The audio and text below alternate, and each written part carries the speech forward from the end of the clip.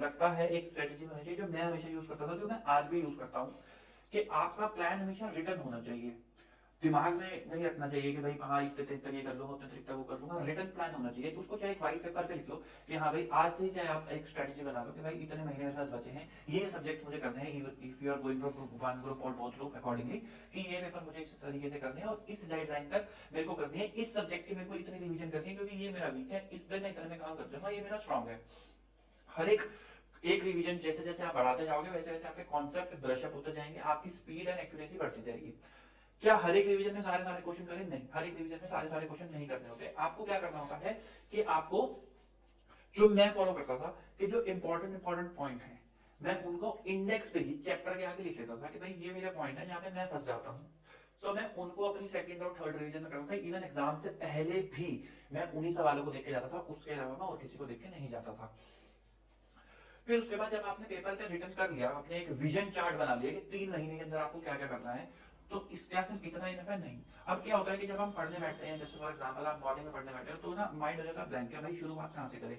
मान लो आपने एफआर का या फिर अकाउंट्स का टारगेट ले रखा है, एडवांस अकाउंटिंग का, तो अब आपको लग रहा है कि सुबह सुबह उठ के भाई क्या करें, पहला चैप्टर दूसरा कंट्रोल डाउन अमल डाउन, तो उसमें कंफ्यूजन है। तो उसको एक विजन स्टेटमेंट उसको बना लो छोटे छोटे पार्ट में कि भाई आज, जैसे रात को ही मैं क्या करता हूँ, मैं रात को ही अपना एक टू डू बना देता हूँ कि कल मेरे को ये टास्क करने हैं और इस हायरार्की में करने हैं, कि मॉर्निंग तक मैं ये निपटा लूंगा और इवनिंग आफ्टरनून तक मैं ये कर लूंगा। उससे क्या होता है कि आपके माइंड में क्लैरिटी रहती है मॉर्निंग में जब आप बैठे हो या रात को जैसे भी आप पढ़ने बैठे हो, कि मुझे इस फ्लो में ये काम करके चलना है।